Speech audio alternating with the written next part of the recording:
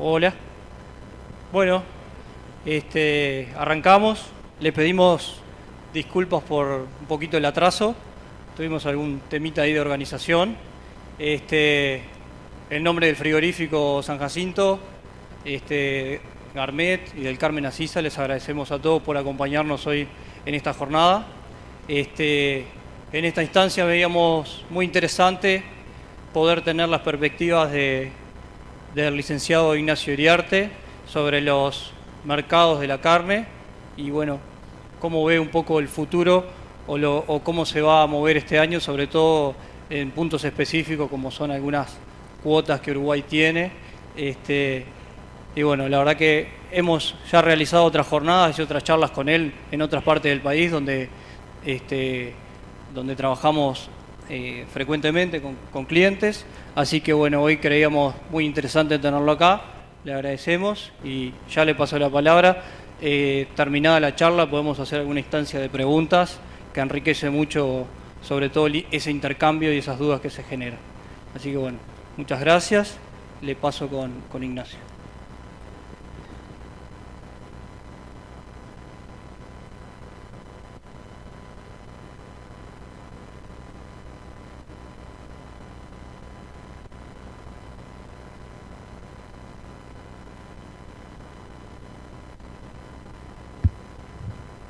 Bueno, buenas tardes, muchas gracias. Estoy mirando dónde me voy a caer. Y si hay una persona que es candidata a caerse como Sergio Denis, soy yo. Sergio Denis lo conozco bien porque es de Coronel Suárez, el pueblo de mi esposa. Es un héroe regional, buen tipo, excelente tipo. Estamos todos tan preocupados con lo que le pasó. Yo he hecho alguna vez en el interior del país giras con él. Y era impresionante ver la vida desde la óptica de Sergio Denis, ¿no? Pues aunque suene un poquito machista, el enfoque es de cientos de minas. Es una cosa que no... Yo una vez hice un viaje, una gira, y iba con él, es una cosa que salían, se metían en el hotel, en los cuartos. Así que estoy mirando. Yo soy candidato, soy muy distraído. Bueno... Recién el amigo Blasina pasó una poesía de Almafuerte. Almafuerte es un poeta, está bueno ver un poeta argentino acá en Uruguay, pues nosotros tenemos una presencia mucho más fuerte de la que ustedes suponen del Uruguay en todo el país. Siempre digo desproporcionada. Hace unos días fui a Salta a dar una charla y me enteré que la López Pereira, que quizá muchos de ustedes por la difusión que tiene el folclore argentino también acá en el Uruguay, la conocerán. Yo no quisiera quererte, me es imposible, mi bien, la cantaban los fronterizos, los chalchaleros. Esa samba es letra uruguaya, es un símbolo argentino, es letra uruguaya, de un payador que se llamaba Francia, que fue el que le puso la letra en ese momento.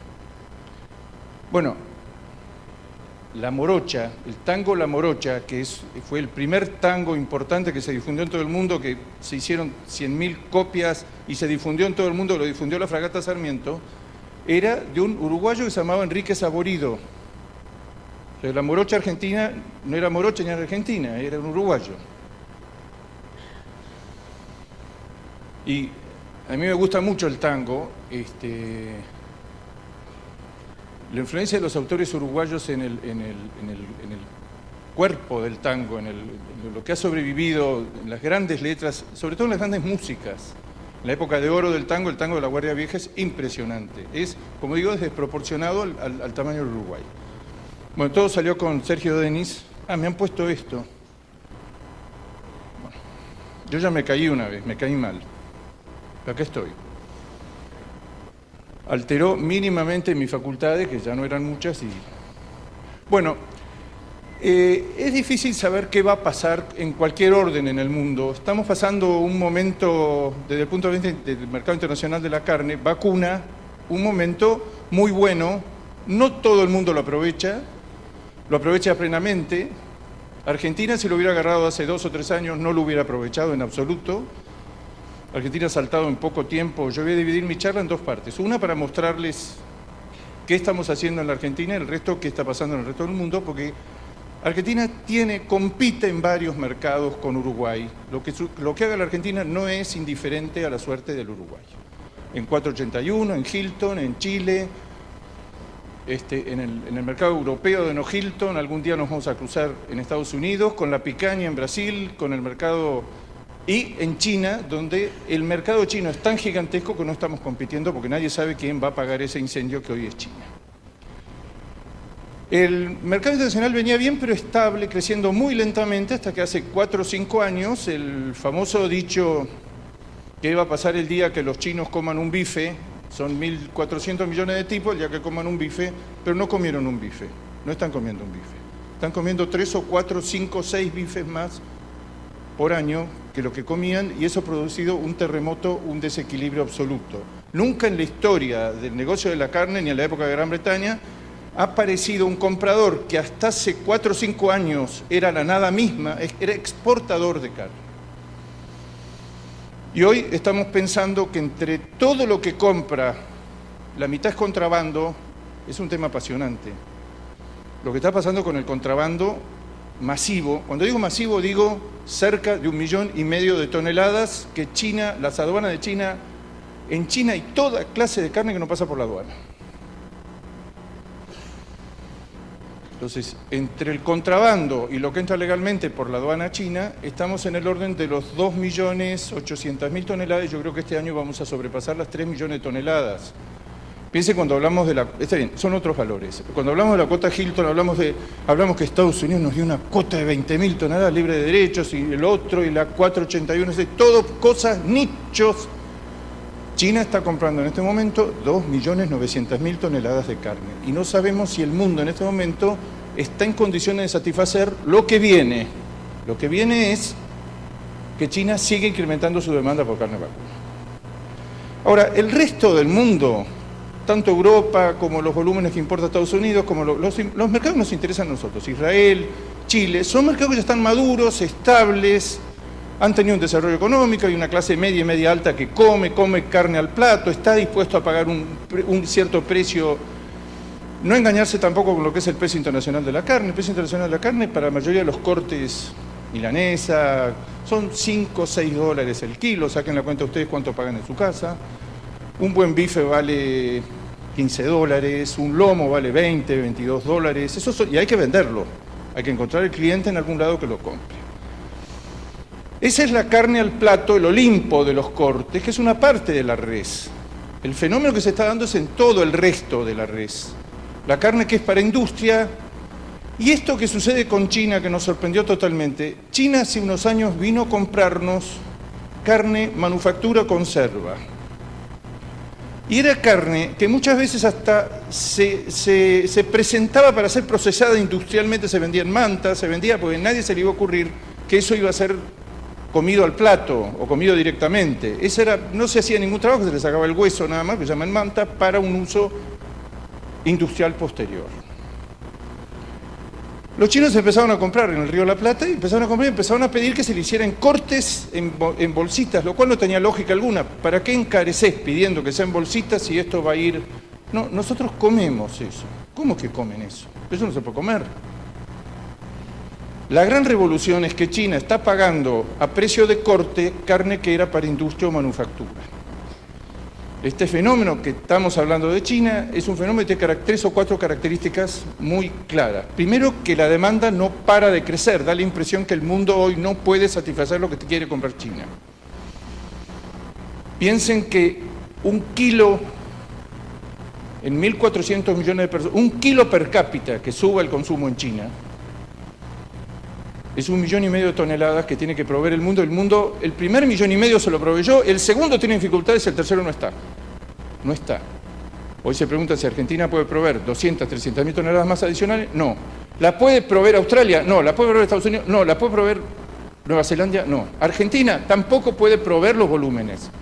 El único gigante, que es el gigante, el que domina el panorama del mercado mundial y que tiene y va a tener excedentes y que va a ser los que vamos a ver en el día de mañana, ya es Brasil. Brasil tiene un fenómeno que es como es el elefante con la agilidad del gato.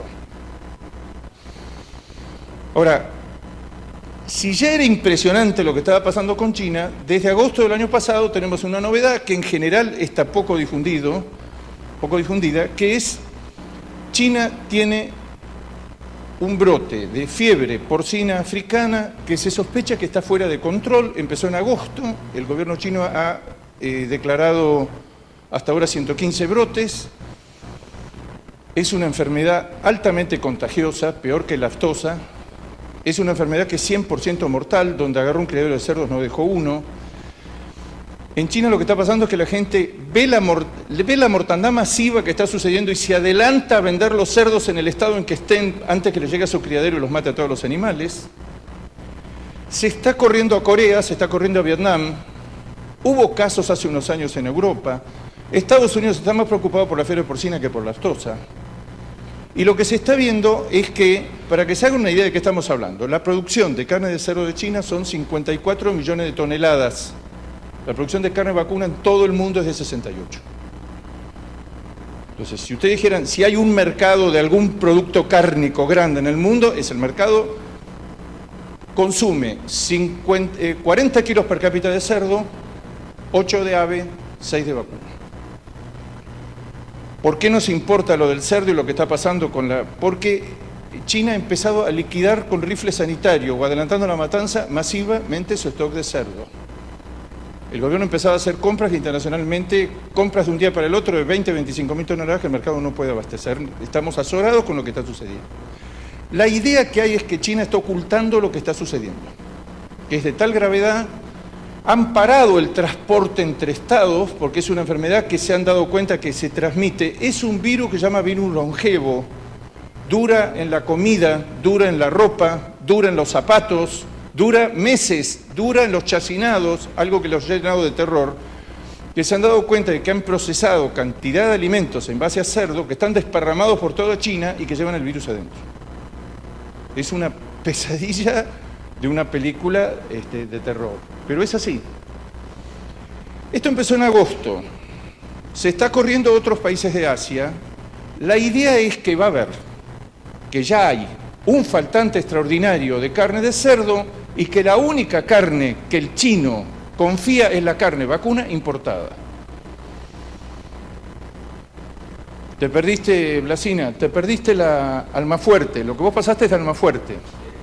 Almafuerte era un maestro de La Plata, maestro rural de la provincia de Buenos Aires, que es una historia inversa al viejo Pancho. Espero que conozcan al viejo Pancho los que están acá. Los recitados del viejo Pancho, Gardel llegó a grabar varias cosas. Y ese también es un maestro rural de la provincia de Buenos Aires. Viejo Pancho era asturiano y se vino para acá y aquí hizo toda su obra, la hizo acá. Bueno, Almafuerte, no te sientas vencido ni un vencido. Bueno, te lo digo porque no te lo dije antes. Bueno, retomamos el tema de China. La sustitución de ese faltante extraordinario que se está produciendo de carne de cerdo en China es la carne vacuna e importada. Los chinos en su larga vida, en su civilización milenaria, han hecho 1000 tropelías con los alimentos. El prestigio frente a esa enorme clase media, nueva, rica, potente, que hay que ir a China para ver lo que es eso. Uno va en un subte en China, no quiero señalar a ninguno de los que están acá, porque me puedo señalar yo mismo, y somos crotos, la sofisticación en la ropa, la sofisticación en los lugares públicos, en los restaurantes, ciudades que uno ve a lo lejos y parece que hubiera otra ciudad, y es otra ciudad dentro de la ciudad, ciudades de 20, de 30, de 40, de 45, la ciudad de los juguetes, 45 millones de personas. Ese mundo empezó a comer carne vacuna y tiene dificultades muy serias para producirlo. Ahora, el 15 de marzo, los americanos publicaron, el USDA publicó su informe anual sobre China, corrigió todo a la baja de la producción, le recortó, pensando que estos tipos están macaneando, le recortó 5 millones de cabezas el stock ganadero vacuno a China. China está frente al fenómeno que son extraordinarios negociantes, pero que tiene un faltante los precios de la carne que se destina a China, si uno mira los valores a los que se vendía la vaca, el toro, el garrón, brazuelo, tortuguita, todos los cortes hace un año y lo que se vendían ahora, están más arriba. Han empezado a subir. ¿Acelerados por qué? Por este tema de la fiebre porcina africana, que se piensa que el problema no va a ser de China. Es un virus que no afecta al ser humano, pero que es absolutamente mortal para los cerdos. Por eso lo que se está viendo, y por la invasión, por como está invadiendo países limítrofes, que estamos frente a un faltante de el producto en el mercado. Las 54 millones de toneladas que produce China de cerdo, y cuyo sustituto más inmediato es la carne vacuna. ¿Por qué importada? Ustedes quizás lo recuerden y quizás no. China tuvo un episodio muy desagradable hace unos 10 años. China era el primer productor mundial de comida para bebés. Había logrado penetrar en todos los mercados europeos, americanos, unas papillas extraordinarias. Yo no sé si a mis hijos yo no les llegué a dar esas papillas y así me salieron.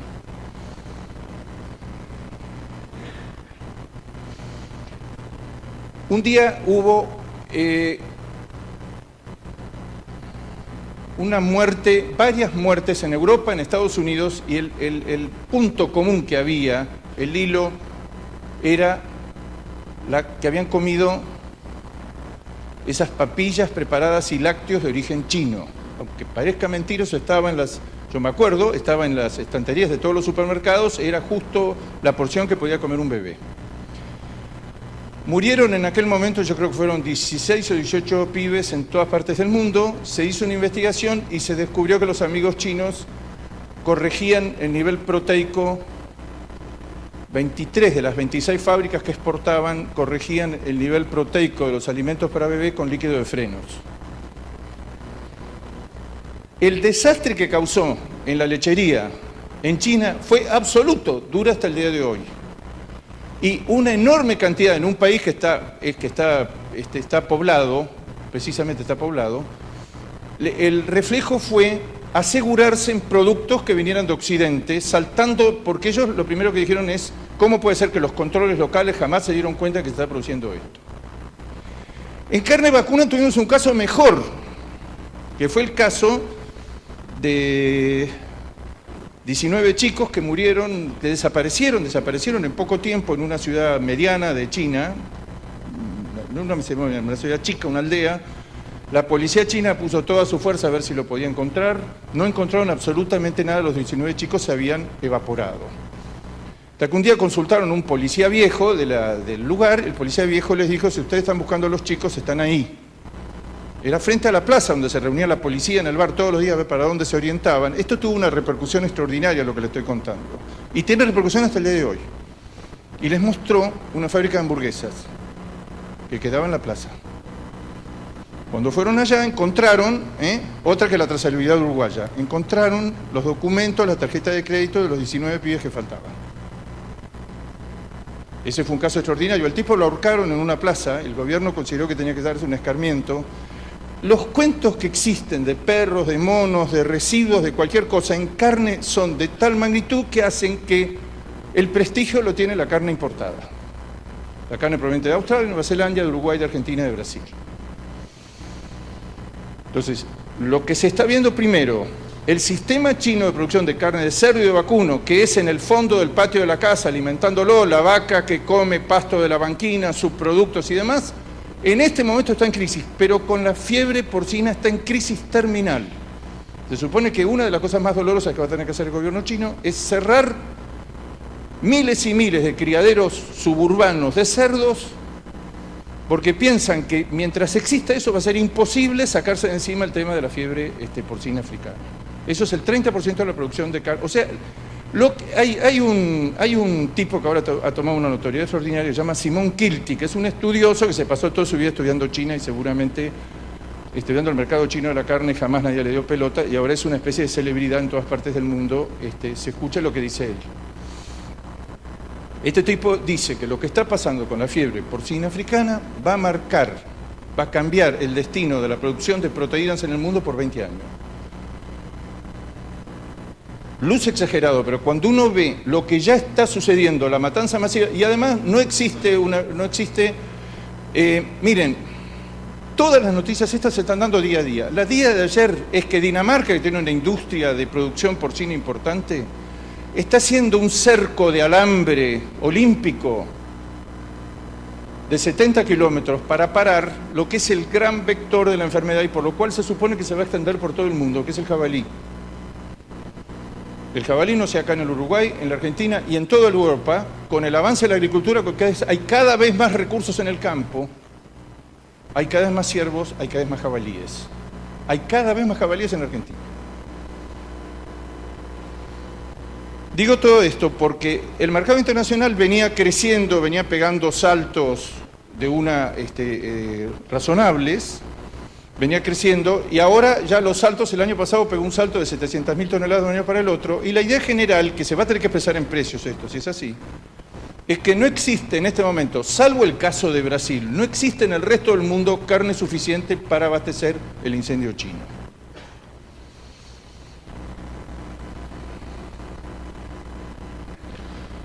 Vamos a ver los vecinos. Argentina fue un país con un excedente de carne tremendo, siempre midiendo en kilogramos por habitante, que es Uruguay y Nueva Zelanda son los países que tienen la producción por habitante más alta del mundo. Argentina también la tenía 190 kilos por habitante, lo cual le permitía consumir 94 kilos per cápita y exportar 96 kilos per cápita. Todo eso se acabó. Yo empiezo a trabajar en el Ministerio de Agricultura y alguien me sugiere, ¿por qué no empezás a seguir ese índice? Ese índice lo empecé a seguir, ya no daba 190 kilos, pero daba 116. Eso fue bajando, hasta que este es el año fatídico, en el 2005, donde Kirchner interviene en el mercado ganadero, donde Argentina todavía producía 83 kilos per cápita. Es la riqueza ganadera dividida por el número de habitantes, porque al final esa es la riqueza que tenemos, hay que dividirla por el número de habitantes. Eso es lo que lleva a que haya países que tienen una riqueza ganadera extremadamente baja, como es el caso de China, como es el caso de la India, pese a que tienen muchos miles de cabezas.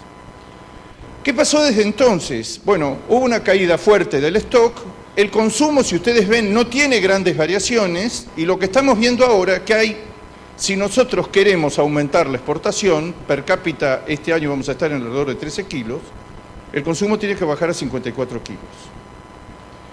En la Argentina, el límite por debajo del cual el paisano saca el facón son los 52 kilos. Es el límite imaginario que conocemos todos, porque hemos tenido experiencias históricas donde cuando se acerca a esos límites, el mercado interno argentino es capaz de pagar cualquier cosa, no es cualquier cosa, paga por arriba del mercado internacional, que no cuesta tanto. Hay un mito acerca de lo que vale la carne internacionalmente. Entonces, quizá lo importante de este cuadro es mostrar que Argentina por un buen tiempo no va a tener mucha más carne que esto, y si llega a exportar más que 600.000 toneladas, ahora daría la impresión que nos estamos estabilizando en 600.000 toneladas para este año, el consumo va a tener que descender por debajo de 53 y 54 kilos. El stock ganadero dejó de crecer, o sea que aparece el conflicto que aparece periódicamente en la Argentina y no lo tiene el Uruguay, el conflicto entre exportación y consumo. Hoy se ha estabilizado, estamos en un 80% consumo, 20% exportación. Perdimos 12 millones de cabezas con la experiencia de los Kirchner. 9 años después hemos recuperado solo 7 millones, pero 9 años después tenemos 6 millones de habitantes más. 6 millones de habitantes más, cuyos hábitos de consumo per cápita de carne vacuna son de los más altos del mundo junto con el Uruguay. Aparece el conflicto entre exportación y consumo, ahora estamos estabilizados en 80% de consumo, 20% de exportación. El año pasado una devaluación del 100% que cambió, que le dio un poder de compra a la industria claramente por arriba del consumo interno, la industria exportadora. El feedlot en la Argentina, a diferencia de Uruguay, es el 50-60% de la oferta, de lo que consumimos en la Argentina, entre el 50 y el 60%, el feedlot dice que es más. Es carne blanca, animales chicos, llenos de grasa, carne rosada, proveniente de animales de peso vivo, 330, 340, 350 kilos. Extraordinario avance de los sustitutos, porque ahora estamos viendo por primera vez en la historia que la suma de las dos cosas está bien por arriba de los 54 kilos que estamos consumiendo. Estamos consumiendo 65 kilos de sustitutos. En un país donde hay una superabundancia de maíz, lo que se está viendo, y de maíz, que en origen es más barato que en el puerto, que hay una producción. El pollo estuvo, el año pasado tocó picos de 48 kilos per cápita. O sea que se va acercando lentamente a que se consuma más pollo que carne vacuna. Y hay que encontrar en el mundo experiencias de que se consuman 48 kilos per cápita de pollo. A diferencia del Uruguay, en la Argentina hay muy baja concentración en la industria. Hay una atomización tremenda de frigoríficos, todos los índices, hay índices técnicos para medir la concentración. En la Argentina es extremadamente bajo. Hay 500 y pico de frigoríficos. Uno de los problemas de la industria argentina es que está absolutamente atomizada. A diferencia del Uruguay, hay baja participación de la industria frigorífica extranjera. Los chinos hasta ahora tienen algunas plantas, tienen 2 plantas abiertas y tienen 2 más compradas, pero que no las abren. Está el grupo Minerva, está el grupo Marfil, que tiene 2 plantas, pero hoy la industria frigorífica extranjera no pasa del 9% de la faena. En Uruguay debe ser el 70 o el 80, no sé cuánto es. Fuerte caída en el stock de novillos, fuerte caída en la faena de novillos, ahora vamos a ver los cuadros. Se están reabriendo plantas exportadoras cerradas, hay 15 grandes frigoríficos, todos tienen algún proyecto detrás para reabrirse. La industria frigorífica del consumo interno, que es la mayoritaria, la más grande, se está dando cuenta que si no se mete en el negocio de exportación se va a morir.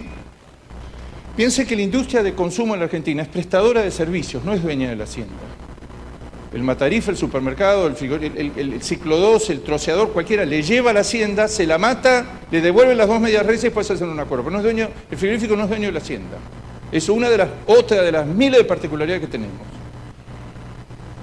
Eso no se da en ninguna parte del mundo. En la Argentina es cerca de la mitad de la faena en el país no corre por cuenta. El dueño de la hacienda no es el que la mata. El que la mata presta el servicio de faena. Tenemos ahora, en el último censo, encontramos que teníamos 4.000 matarifes, que son los dueños de la hacienda y los dueños de la carne, que llevan la hacienda a faenar a frigoríficos que se especializan en prestar el servicio de faena. Inversión en la industria exportadora para aumentar la capacidad de faena. Yo acá veo algo de lo que he visto en su momento en Uruguay. ¿Qué pasa con el precio de la hacienda cuando la inversión en la industria frigorífica excede los novillos, vaquillonas y vacas que tenemos?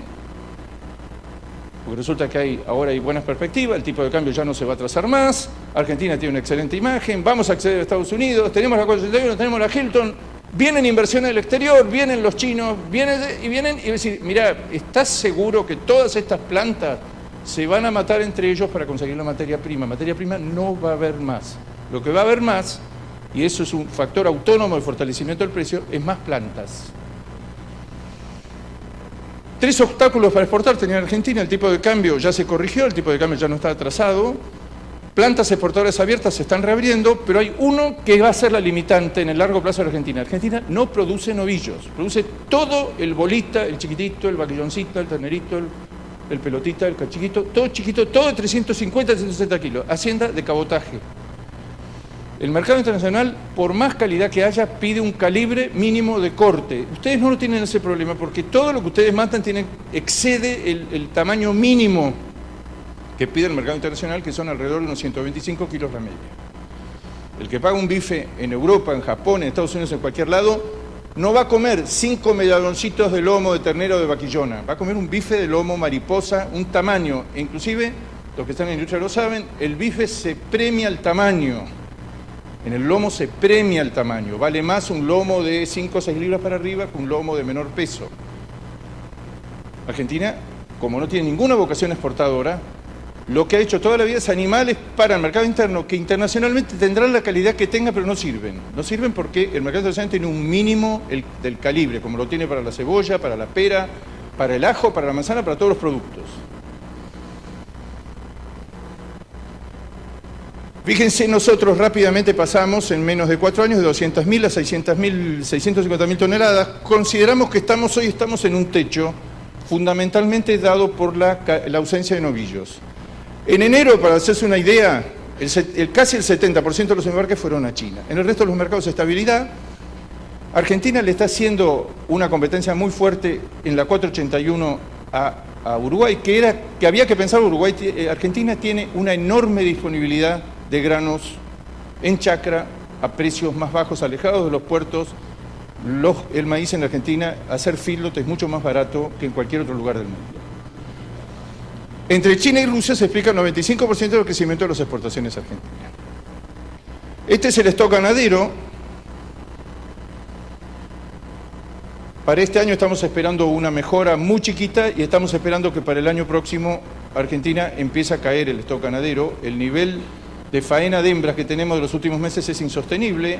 No alcanza a arruinar este ejercicio, donde va a haber una pequeña suba en el margen, pero ustedes fíjense que en los últimos 2 años ya se está ralentizando el crecimiento. Es probable que en el 2020 el stock sea un poco menor. O sea, Argentina, como tantos otros rubros de la economía, dejó de crecer. Este es el dato, que es la cantidad, pues esta es la producción neta del stock, lo que después vamos a convertir en vaquillonas y novillos y vamos a faenar y vamos a comer, o vamos a exportar o vamos a consumir, que es la cantidad de terneros destetados. La cantidad de terneros destetados viene subiendo, este año sube, y es probable que en el 2020 siga subiendo, porque el mismo fenómeno que han tenido ustedes, que es una primavera-verano extraordinaria, hoy escuchaba en la radio que el entore acá es más vale diciembre, enero, febrero. La señora Quintanz. Bueno, la Argentina es octubre, noviembre, diciembre. Es el grueso, es octubre, noviembre, diciembre. Servicio de primavera, se dejan los toros hasta enero. Este año la primavera fue extraordinaria y todo lo que nosotros, a diferencia del Uruguay que todavía no tiene resultados de tactos porque los toros se sacaron hace poco, en Argentina, tanto por inseminación a tiempo fijo, por tactos de rodeos, de vaca de segunda aparición, de todo lo que estamos viendo, está entre 5 y 10 puntos arriba del año pasado. Siempre se dice que Argentina, Uruguay me parece que es lo mismo, patentó la vaca que no come, pero se le murió cuando iba a patentarla, se le murió camino del lugar de patentamiento. Patentamos la vaca que no come, no le damos de comer a la vaca. El año que come la vaca, es decir, ¡ah, caramba! ¿Qué actividad maravillosa puede ser la cría? Bueno, la Argentina es probable que compense la menor cantidad de vacas que va a tener con la mayor cantidad de terneros que van a hacer. Argentina está muy abajo. Está en el orden del 60-62%, hace 20 años estábamos en el 70% de relación ternero-vaca. Con que recuperemos 3 o 4 puntos vamos a compensar con mayor preñez y destete la menor cantidad de vacas que podemos tener. Esto es quizá lo que más a ustedes les puede interesar. Esta es la cantidad de novillos que hay según vacunación del 2003 a la fecha. Acá fue el grueso de la inversión en la Argentina. Había 6.700.000 novillos por vacunación. Hoy hay 3 millones. Si ustedes me preguntan en el 2019, esta es la campaña de otoño, ¿qué va a dar? Va a dar de vuelta abajo. El novillo pesado en la Argentina se hace, o se hacía, pues se hacía, ya no se hace más, en áreas agrícolas donde la ganadería no va a volver nunca más. Y si vuelve, vuelve bajo la forma de feedlot.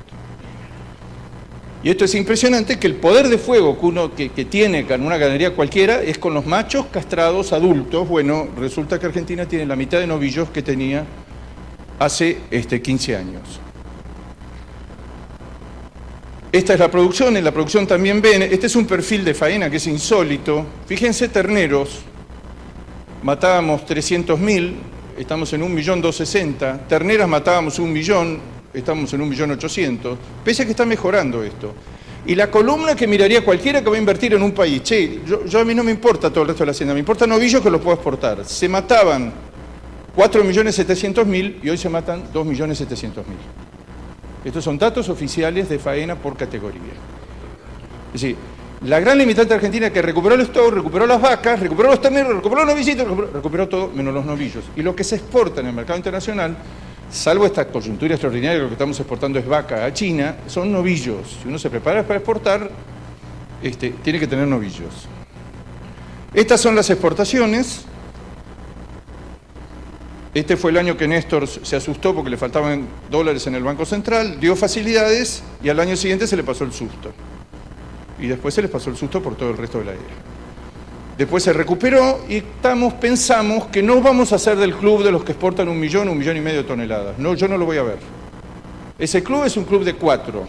Australia, con graves dificultades a causa de la sequía, con graves dificultades a causa de la sequía. Los australianos se están acordando de ese dicho de Darwin, que estuvo acá en el Uruguay, estuvo acá cerca,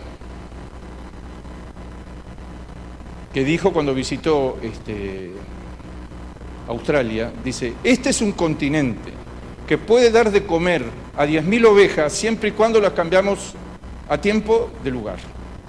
Poder de comer a 10.000 ovejas. Esto es lo que vio.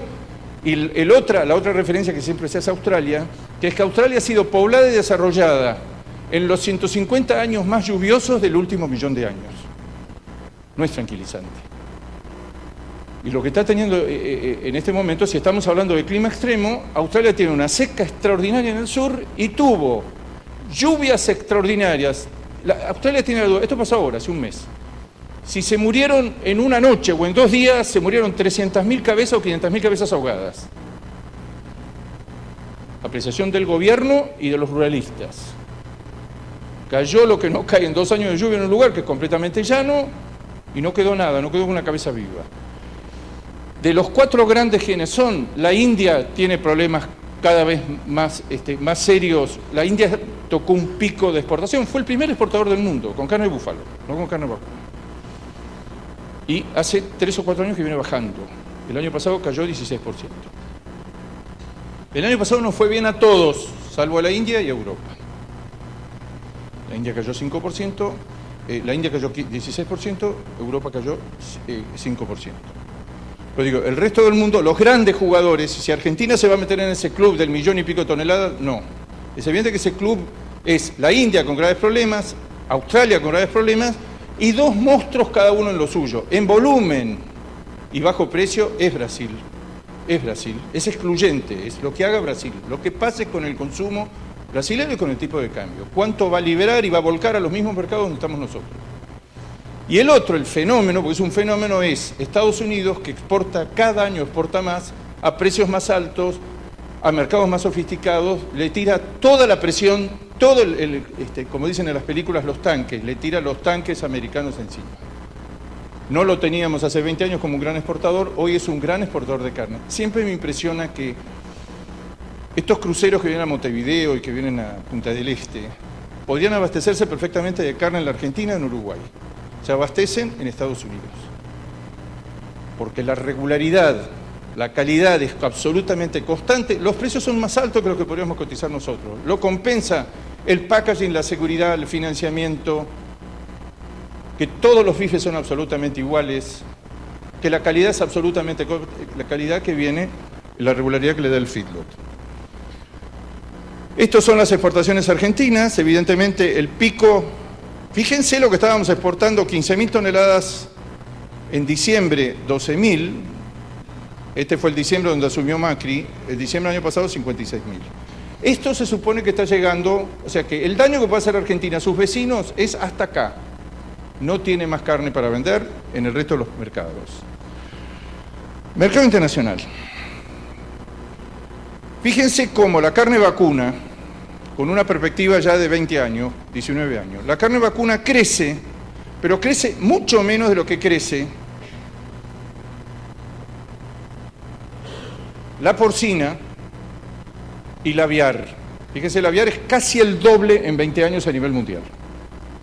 Ahora, ¿cuál es la sorpresa? La sorpresa no es ninguna de esas, la sorpresa es esta, que el pescado de captura a nivel mundial, FAO ya hace muchos años que da el mismo valor porque está estancado. Ya no hay más que sacarla a los mares, océanos y ríos del mundo. Ahora, ¿cuál es la sorpresa? La sorpresa es esta. Pescado de acuicultura.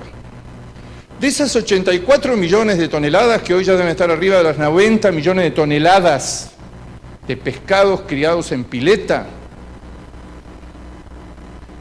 produce más China carne de pescado en pileta que carne vacuna en todo el mundo. Estamos hablando de un fenómeno lateral. En China hay 4,5 millones de farmers que se dedican a 3, 4, 5, 6 piletas. ¿Por qué es difícil que la cría? A la Argentina llegó a Misiones. La especie mágica es la tilapia. La tilapia tiene todas las virtudes. Convierte mejor que un pollo, convierte 1,5 materia seca a 1. Es una carne blanca, no tiene espinas, es un pez absolutamente maravilloso. Hay muchas variedades de tilapia, originalmente era un pez del Nilo, hoy está extendido en todo el mundo. Nosotros en Misiones ya hay 1.200 explotaciones, hice un censo el año pasado, ¿Cuál sería el problema por el cual no llega la acuicultura a esta latitud? Los inviernos muy fríos. Son pescados que se van a morir en la pileta con la primera helada. Ahora, ¿qué estamos presenciando en el mundo? Un avance extraordinario de dos especies. El bagre o la carpa que tienen los chinos, que convierte 1,05 materia seca a 1. ¿Hay algún agrónomo veterinario en la sala? 1,05 a 1. Es como tirar una bolsa de alimento balanceado y sale un kilo de pescado por el otro lado. Esos pescados en general los comen los chinos, se consumen localmente y se hace harina de pescado para dar de comer a los mismos pescados. Pero la tilapia convierte 1,5 a 1. Y hay un trabajo de selección en todas partes del mundo, hay 300 y pico de tilapias diferentes. Ahora, ese es el gran fenómeno que uno ve a la hora. Ahora, hay algo que es interesante ver. Todo esto que estamos viendo acá se sostiene mientras haya granos forrajeros en el mundo. Mientras Argentina, Brasil, Australia, Estados Unidos y demás le provean de granos, de maíz, de sorgo, de cebada, de trigo forrajero y demás. Esto es lo que se llama, o lo que algunos llamó la ganadería sin suelo. Todo esto, ¿por qué la carne vacuna que puede ser engorde a corral no va al ritmo de las demás y puede usar el mismo alimento? Siempre me pregunto por qué hacen esto tan chiquito. ¿Sabes por qué? Mi viejo, que siempre tenía una explicación para todo, decía porque lo hacen para los chinos que son chiquititos.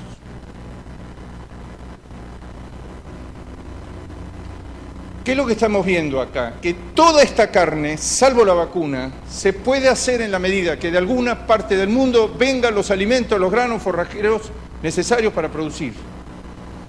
Yo en 4 hectáreas, 5 hectáreas puedo tener un criadero de 200.000 o 300.000 pollos. Yo lo único que necesito es que otra parte del mundo se complemente y me mande los granos. El gran protagonista de esa es la super cosecha, 350, 380 millones de toneladas de maíz de Estados Unidos. Mientras todo eso esté presente, China también produce cerca de 200 millones de toneladas de grano, todo esto sobrevive sin suelo. ¿Qué es lo que hace que la carne vacuna sea especial y sea diferente? Que el engorde se puede hacer a grano, pero la cría no. La cría sigue necesitando, en ningún lugar del mundo se ha podido reemplazar la cría por los pastizales. La cría es cara, es ineficiente energéticamente, todo lo que nosotros sabemos. Entonces, si fuera por el engorde de si produjéramos, si nacieran más terneros, creo que te preguntaron cuántos vacunos nacían en el mundo. Nacen 1.000 millones de vacunos, hasta hace 4 años. Ahora, en los últimos años, cayó a 950 millones de vacunos. Ahora, uno ve la tendencia está cayendo muy lentamente. Si uno pregunta cuál es el común denominador de por qué hay menos ganadería vacuna en el mundo, porque los costos son imposibles de pagar, porque los costos ambientales son imposibles de enfrentar. Esto que vemos en China, en gran parte de Asia, la ganadería que está en el fondo de la casa, eso no va más. Los cerdos y en vacunos.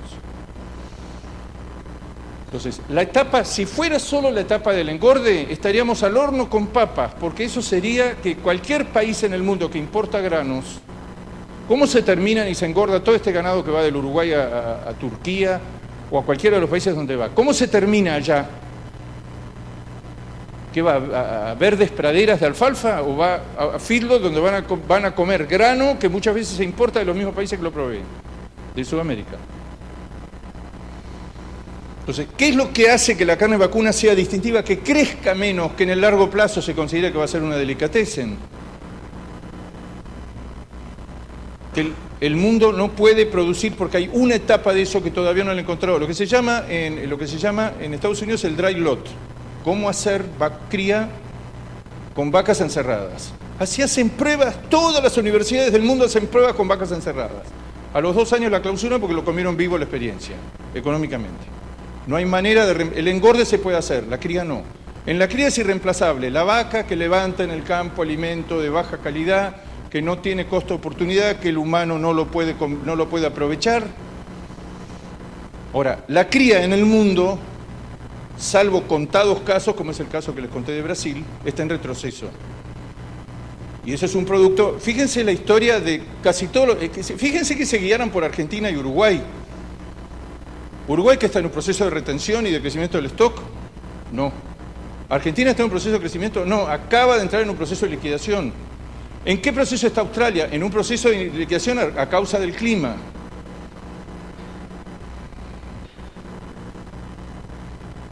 Y el comercio, que es lo que nos interesa, fíjense el peso en la producción de la carne vacuna. Hay un dicho que lo dicen los españoles. La carne vacuna es un producto que se fabrica, dicen ellos, se fabrica cada vez menos y se demanda cada vez más. Entonces, uno ve hacia adelante y dice, mientras haya grandes forrajeros va a haber cerdos, va a haber pollos, va a haber tilapias, va a haber acuicultura, va a haber carpas y va a haber lo que quieran. Ciervos, si quieren. Que no se corte nunca el alimento para esos animales que no necesitan espacio, son confinados. La carne vacuna no. Este es el mercado internacional de la carne. Copia de alguna manera los problemas del mercado internacional. Fíjense, en el 2008-2009, fíjense cómo copió la crisis del 2008 y después retomó el aumento, retomó el crecimiento y sigue creciendo. Acá no están expresadas, este dato no tiene dos cosas que están creciendo, tres cosas que están creciendo explosivamente. El contrabando, yo tendría que agregar un 15-20% más de contrabando que no está en estas cifras, que son cifras oficiales. La segunda cosa que no está previsto acá es la exportación de ganado vivo. No es un fenómeno de Uruguay, es un fenómeno de Brasil, es un fenómeno de Australia, es un fenómeno de Canadá y de México, es un fenómeno de Europa. Europa exporta ganado vivo a todo Medio Oriente. Esto que viene creciendo, la cantidad de países que quieren faenar ellos los animales. Ustedes están involucrados en esto. Por un problema de religión, por un problema de que ellos quieren, porque les gusta la carne con hueso, igual que nosotros, porque quieren las achuras, porque quieren el cuero, porque lo quieren curtir de la manera. Por muchas razones, el mercado internacional está apareciendo China, el día que empiece China a comprar ganado en pie. Ya empezó. Ya hay acuerdos enormes entre Australia, entre otros países. Lo que se está observando, que no son mercados que para abastecer un nuevo cliente hay que desabastecer otro. Y quizá lo más interesante de esto es lo que están observando los americanos. Los americanos han comprado históricamente 1 millón, 1,5 millones de toneladas de carne magra, 90% carne, 10% grasa, para poder mezclar para la industria de la hamburguesa con su carne que ellos llaman, los famosos combos, son el 50-50, 50% carne, 50% grasa. Uno va a un frigorífico de Estados Unidos y ve el trimming de novillos, es una cosa rosada, blanca, llena de grasa. Para el digesto americano de fabricación o producción de alimentos, esa carne no tiene que ser corregida con carne magra que tiene que venir de otra parte del mundo. ¿Dónde la compraron? La compraron toda la vida en Australia, en Nueva Zelanda, incorporaron a Brasil, que ahora está suspendido, incorporaron a Argentina, incorporaron a Uruguay. La necesidad que tienen de ese tipo de carne es extraordinaria porque en Estados Unidos hay 2 locomotoras que mantienen viva la ganadería, la hamburguesa y los loins, los bifes finos que van a una parrilla. Uno va a Estados Unidos y hay cada vez más parrillas y steakhouse. Y uno va a Estados Unidos y el índice que ellos llevan, el 60% de la res se come picada. ¿Escucharon? Oficialmente se habla de que es el 50%, se le agrega y se llega al 60% de los animales se comen picados. Ese animal, el recorte que sale de ahí, los cortes, son demasiado grasos para los preparados que ellos hacen, que no son solamente, nosotros tenemos en la cabeza la hamburguesa. Ellos comen, déjenme decirlo así, almóndiga, porque se puede decir almóndiga. Las meatballs. Es impresionante el consumo que tienen de albóndigas, de pan de carne. Ellos hacen muchos preparados en base a carne picada, que por supuesto el fenómeno es la hamburguesa, el fenómeno es la cantidad de cadenas de hamburguesas que están apareciendo por afuera el que ha viajado a Estados Unidos lo sabe. Entonces, ese fenómeno tiene que ser corregida, esa carne extremadamente grasa, cada vez más grasa, por el premio que dan por la otra punta al marbling, que hace que los animales tengan, así como tienen más grasa, más grasa intramuscular, como nunca. Hoy en día el 80% de los novillos son Prime of Choice. Nunca habían pensado ni remotamente que iban a llegar a eso. Ahora, pongan a un tipo a recortar la grasa de cobertura de un novillo prime. Produce una enorme cantidad de recortes que deben ser corregidos con carne magra. ¿Qué es lo que se está viendo en este momento en el mundo? Eso es un descubrimiento de hace pocos meses. Que esa es la carne. Es la primera vez que Estados Unidos ve que sus fieles proveedores de toda la vida, que son Australia y Nueva Zelanda, el grueso de lo que están vendiendo de ese tipo de carne magra es la misma que está demandando China.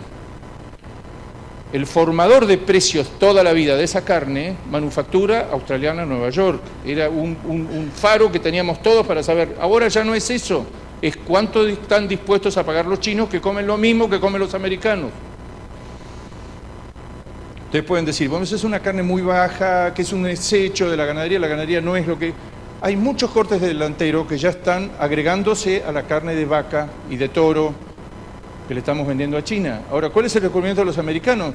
Caramba, yo era formador de precios, yo compraba esa carne, yo le ponía el precio, ahora ha aparecido los chinos me están llevando literalmente la carne.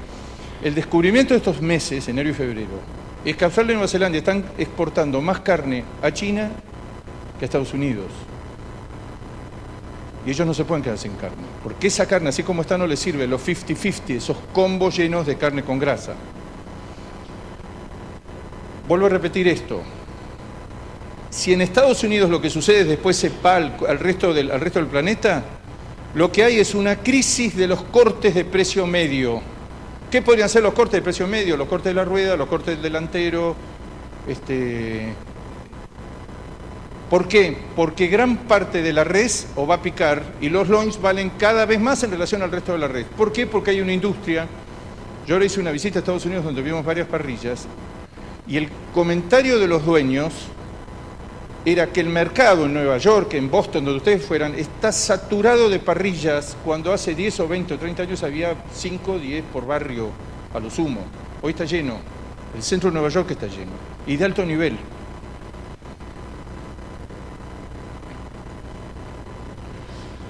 Esto es una idea en agrupar arbitrariamente, hace 10 años y ahora, ¿qué compraba Vietnam, China, Hong Kong, Japón y Corea? Compraban 1.200.000 toneladas hace 10 años. Ahora compran en blanco, sin tomar el contrabando, 4 millones de toneladas. Es eso que, creo que acá en Uruguay lo escuchamos más de una vez, que el futuro de la demanda internacional es cada vez más claro que está en China. Uno dice, bueno, pero, a ver, dos mercados tradicionales, la Unión Europea y Estados Unidos. Estados Unidos es cierto que lo está arrastrando esta necesidad de carne tipo manufactura, está comprando más. Pero fíjense, toda la vida hemos mirado a Europa. Europa en el largo plazo está faltando a la cita. Europa hoy es un exportador neto. Pero si agrupáramos arbitrariamente estos 5 países asiáticos, hay otros países que estaban en el 2009. Rusia en el 2009 era una estrella. Rusia se cayó a pedazos. Paga menos, hoy importa mucho menos y paga mucho menos que China. Venezuela. Uno ve los mercados que había hace 10 años. ¿Quiénes son los que han emergido con una fuerza extraordinaria? Los mercados de Asia. Pero en 10 años, acá hay casi 3 millones de toneladas de demanda nueva. Nosotros no estamos totalmente adaptados todavía a estos mercados. Este es el mercado internacional, excluyente lo de Brasil, que sigue creciendo, India, que sigue bajando, Australia, que en el corto plazo tiene mucha carne porque está en liquidación, Estados Unidos, que sigue creciendo, y el resto viene lejos. Hay un pelotón que viene lejos. No hay ninguno acá que se vaya a revelar que en los próximos... Argentina, en determinadas condiciones, ¿cuáles serían esas condiciones? Que hubiera una devaluación brutal. Que este equilibrio entre 80% consumo y 20% exportación generara carne, porque el poder de compra de la industria exportadora fuera muy superior al del consumo local. Hoy está en equilibrio en esta relación, 80-20. La Argentina no se descarta de que vivamos los próximos meses de una enorme incertidumbre que sube el tipo de cambio como consecuencia de que el peligro de que vuelva los Kirchner o Cristina es hoy mucho más real que en los últimos 3 años en ningún momento. Las encuestas se están dando a la par o a Cristina entre 2 y 3 puntos arriba. Eso tiene un impacto muy claro, básicamente en el tipo de cambio. Esa enorme cantidad de plata que está en plazos fijos y en bonos del Estado, que donde se empiecen a firmar las encuestas en el sentido de que existe la posibilidad de que vuelva Cristina, gran parte de eso va a ir el dólar va a subir, la industria va a ser más competitiva, como era el año pasado, un volumen más alto se va a exportar, un volumen menor se va a consumir.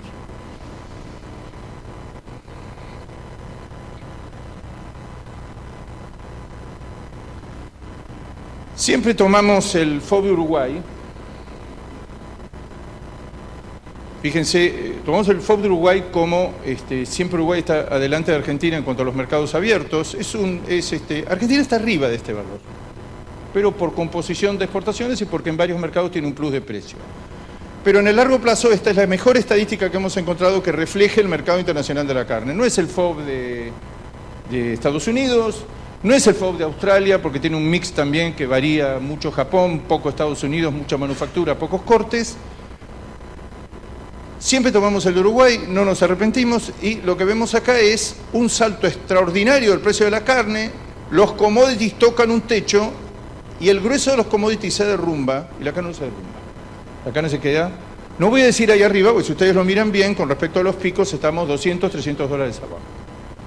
Las variaciones que hay hoy en el precio, que las hay, son más consecuencia, por ejemplo, que Uruguay hay meses que mete mucho 481 y mucho Hilton y poca China, y en los meses que hay mucha China que vale 5 dólares el kilo y poco Hilton que vale 12 o 13, bueno, es un problema de ponderación. A nivel internacional los precios no han tenido una modificación importante, son mercados tan disímiles entre sí, que cuando exportamos mucho de Europa los precios suben y cuando como está pasando ahora, los precios bajan es porque estamos colocando mucha carne china. Este es un cuadro que se lo sacamos siempre al amigo Tardáguila, que es la exportación. Si ustedes me dicen el año pasado, el Mercosur más Australia y Estados Unidos, volumen y valor, un golpe de vista al mercado internacional, ¿qué dice? Que el mercado internacional, al menos en la representación de estos 6 países, que son 6 jugadores muy importantes, el volumen subió 13% y el precio es el mismo. Yo le agregaría esto, es un poquito menos favorable el cuadro general, porque los dos grandes que faltan acá son Europa, que cayó 5% de las exportaciones, y la India, que cayó 16%.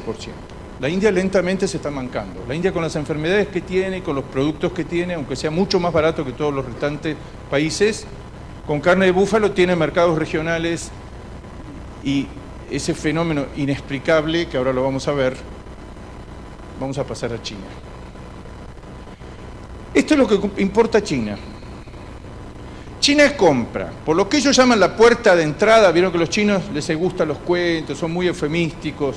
Muchachos, ¿por qué no vienen por la puerta de entrada? Ese se presta para cualquier comentario, la puerta de entrada. Compran 1.500.000 toneladas. De eso, Brasil es el 31, el año pasado Uruguay fue el 21, Argentina el 17, Australia el 17, Nueva Zelanda el 11. Esto es lo legal. ¿Qué pasó con Hong Kong? En Hong Kong todo esto entra y el gobierno chino no tiene registro de esto. Es el famoso pase. El pase es una mercadería que yo entrego en la rada de Hong Kong, y Hong Kong se hace cargo y me cobra $1.200. Cobró históricamente $1.200 por meterlo en China y contrabandearlo y dejarlo en el lugar donde cada uno quisiera. Según dicen ahora, los chinos supieron toda la vida esto y no lo combaten porque era una fuente, era una logística muy aceitada, y no era... Todo el que vendía a Hong Kong vendía más barato. ¿Por qué? Porque ahí había que incluir una ganancia que es el famoso el pase. El pase cotiza, para todo el que negocia con China sabe, está el pase. ¿A cuánto está el pase? Bueno, el pase saltó de $1.200 a $2.900 cuando China dijo, esto es un escándalo, el contrabando que me está entrando por los 4 costados a China lo voy a cortar. Una parte es esto, y acá pagan un precio muy alto los amigos brasileros que estaban vendiendo 400.000 toneladas anuales por este mercado. La entregan, dicen, ¿quién puede querer vender a Hong Kong y más barato? todas aquellas plantas que no tienen habilitación. No todo el mundo tiene hoy habilitación china. Yo no tengo habilitación china, se lo entrego en Hong Kong. Los de Hong Kong, ellos me van a pagar un precio inferior a China, pero ellos saben cómo meterlo. Bueno, los chinos miran para otro lado porque no quieren que la carne vacuna se encarezca. ¿Quién es el gran perjudicado? Es Brasil y Estados Unidos. ¿Qué ha hecho ahora China con esto? Y con esto. Esto es fascinante. Lo de Vietnam es fascinante. Vietnam importa 700.000 toneladas de la India. En las estadísticas oficiales de la India está claro que le manda 700.000 toneladas por año. Vietnam, que se dedica al contrabando, dice: yo no recibí nada, yo no tengo nada que ver, no me involucres, no me ensucies. Estas 700.000 toneladas son carne que vale, si la que entra por Hong Kong vale un 10% menos, esta vale 30 o 35% menos, porque además es carne de búfalo en un 90%, son trocitos. La India no tiene ni siquiera una tipificación, que es lo que pasa en gran parte de Asia. No son cortes como nosotros los conocemos. Uno mata a un animal, que es una vaca que la tuve toda la vida, con gran dolor, la tenía en el fondo de la casa, antes que se muera la mato, la llevo al matadero municipal, la traigo de vuelta y la trozo. Y vendo los trocitos, como no hay frío, los tengo que vender en el día. Y se venden en el mercado caliente, que se venden en la calle en el día. Mezclado, lo voy a decir de una manera liviana, con otras especies animales.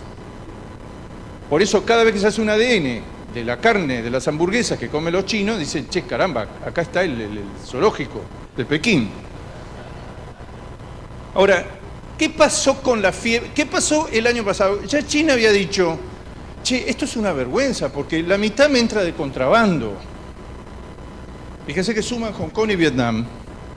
Lo de Hong Kong es toda... Ustedes saben que Hong Kong da el consumo más alto de carne de cerdo, de esto, claro, son 7 millones de tipos que se dedican al contrabando, y claro, entra, pero después no está la salida salen, seguro no lo comen ellos no lo comen. Se dedican a eso, se dedican hace 50 años a hacer eso. Ahora, ¿qué pasó con esto? Se ha potenciado. Nosotros, curiosamente, digo nosotros por los argentinos, estamos en el canal oficial. Estamos en la parte legal, curiosamente, todos estamos bien. Uruguay también, porque fíjense que Uruguay no figura ni en el contrabando salvaje ni en Hong Kong. China lo invita: miren, no vendan por Hong Kong, vendan oficialmente a través de la puerta de entrada. Tienen 1000 figuras, y todo. China dice que se le cruzó el cerdo en el año del cerdo. Si hay alguno acá que sabe interpretar el horóscopo chino, parece que se cruzaron y chocaron. Y chocaron y están chocando. Tienen un despelote con el cerdo que les va a costar mucha plata. Ahora, ¿qué está pasando ahora? Que por el tema del transporte ilegal de carne a través de China, toda esta carne no la quieren más. Y lo que se está viendo, cualquiera que negocia con China, es que ha quedado atascado en Hong Kong miles y miles de contenedores que no tienen precio. Entonces, cuando de Hong Kong le dicen: mira, nos estás causando un daño extraordinario, hace la vista gorda, deja por lo menos que todo lo que tenemos enrado, todo lo que tenemos, que dejemos que lo entre, después empezás de vuelta a ser inflexible, a ser rígido. ¿Qué está pasando con esto? Que los que estamos inscriptos en el circuito legal, empieza a haber una tendencia a subir el precio, porque esto aparentemente el gobierno chino no lo quiere más. Por dos razones: porque es ilegal, famoso canal gris, y segundo tema, porque están sospechando que es una fuente, el transporte de carne fresca es una fuente de contaminación de la fiebre porcina africana. Antes les quería dar un panorama del mundo. El PBI del mundo el año pasado creció 3,5, este año va a crecer el 3,3. El mundo se está ralentizando, no es un desastre, el mundo se está enlenteciendo. Se está enlenteciendo el comercio mundial. El comercio mundial se publica con una gráfica que parece lo que uno ve acá camino de Punta del Este, que son la posibilidad de incendio, esos relojes. Bueno, en este momento está en rojo. ¿Qué es en rojo? Lo que dice la Organización Mundial del Comercio: las posibilidades de que se enlentezca el comercio internacional son altas. Es bastante precario como indicador, se ve que no consiguen estadística para hacer algo mejor. ¿Cuál es el crecimiento de los principales países? Bueno, Europa pasa del 1,8 al 1, Japón crece marginalmente, pero China se está desacelerando y Estados Unidos 2,9 a 2,6. Hay sospechas que la Reserva Federal ha anunciado que no va a hacer subas de la tasa de interés en los próximos meses porque ellos ya tienen los datos que la economía americana se está desacelerando más de lo que estaban esperando. China exportó en febrero 20% menos e importó 5,2. Acá hay un tema que es discutible, que es cuándo cae el Año Nuevo chino. Aunque parezca mentira, hay que corregir las estadísticas de China según si cae en marzo, como cayó el año pasado, si cae en febrero. Fíjense el superávit comercial de China. En enero fue casi 40.000 millones de dólares, en febrero fue 4.000 millones de dólares. El déficit de Estados Unidos con China, 400.000 millones de dólares, y los dos factores que le dan una gran incertidumbre hoy, que se pueden convertir en algún momento en un cisne negro, que es la guerra comercial entre China y Estados Unidos. Hoy hay buenas noticias, pero todos los días cambian, de que Trump y los chinos van a estar reunidos en abril con la idea, los chinos, esta no es una buena noticia, aparentemente los chinos van a conceder tremendas compras de alimentos a Estados Unidos para levantar la cantidad de las tarifas que le pusieron a los productos chinos. Y el Brexit es otra cosa que no sabemos qué va a suceder. Este tipo de amenazas hemos estado, en los últimos 10 años hemos estado continuamente. Estas son las amenazas que tenemos hoy, hay que citarlas. La economía mundial está creciendo, pero menos que antes. Este tema del Brexit, que no sabemos qué repercusión va a tener, y el tema de la guerra de tarifas, que suponemos hoy, por la información de hoy, que puede terminar bien, pero no lo sabemos. ¿Qué compra China? Carne de bajo precio, garrón, brazuelo, vaca, manufactura, conserva, en 25 o 30 cortes. Las importaciones de enfriado son bajísimas, es menos del 1% de lo que compra. China no compra todavía carne enfriada de alto valor. Requisito: la carne debe tener grasa. La carne importada tiene destino industrial en un 50%, la otra mitad para consumo directo se utiliza cocción larga o fajitas o trozos pequeños. Compra asado y huesos con carne, compra muy bien el hueso, son fanáticos del caracú, de un plato que se llama, que yo lo he visto hacer a los chinos en Buenos Aires, que es la canoa. La canoa es el hueso largo el fémur, cortado al medio, cocinado y cortado al medio, y para ellos es esta sorpresa extraordinaria de lo que pagan la verdad que es una sorpresa extraordinaria que paguen los huesos lo que lo pagan con un poco de carne. No existe cadena de frío ni distribución para la carne vacuna, el grueso de lo importado queda en las grandes ciudades costeras, no están difundidos los restaurantes o parrillas al estilo que nosotros conocemos, muy baja cultura de la carne. Los que exportamos enfriado tenemos el problema, porque ellos van a abrir ahora con los nuevos protocolos, se va a abrir el mercado de carne enfriada. ¿Quieren colocar corte de calidad? Bueno, ya está abierto. Bueno, sí, pero tengo 55 días de flete, 50, 55. Aunque me dé 120 días de vida útil, yo llego muy jugado a vender esa carne. Y por avión, por supuesto, no resiste, debe ser un flete de, no sé, 4.000 y pico dólares a tonelada. Extraordinaria potencial para cortes finos, que vamos a ver cómo lo resolvemos. Y Estados Unidos tiene no solo el problema de las tarifas, tiene el problema de que China, que tienen algo de firmeza y de capricho al mismo tiempo, le dijo: no quiero hormonas, no quiero antibióticos, no quiero estimulante de crecimiento. Quiero una legislación, que esto es muy común, una legislación copiada de la legislación europea. Estados Unidos hace carne libre de antibióticos y de hormonas, porque tiene un programa especial, tiene unas siglas, lo hace, pero hace solo, el último número del año pasado dio 180.000 novillos al año, que son feedlot, que están dispuestos a hacer carne al estilo que lo que hacemos nosotros, sin hormonas ni antibióticos, pero que cobran, por la pérdida de eficiencia que ellos consideran que tiene la producción de carne de esa manera, cobran un 15% más la carne. Eso ya les quita competitividad, por supuesto, porque ya al precio americano ellos dicen: mira, yo estoy sacrificando 15% de eficiencia por cumplir con vos, eso me lo tenés que reconocer en el precio. Pero ahora se encuentran con que tienen además el problema de las 24% de recargo en las tarifas. Alta participación de la carne. Vean, cuando lleguen a su casa, si no tienen otra cosa mejor que hacer, pongan alibaba.com y vean la carne vacuna, es impresionante. Se dice que el 50% de los cortes en Estados Unidos, en China, se venden por internet.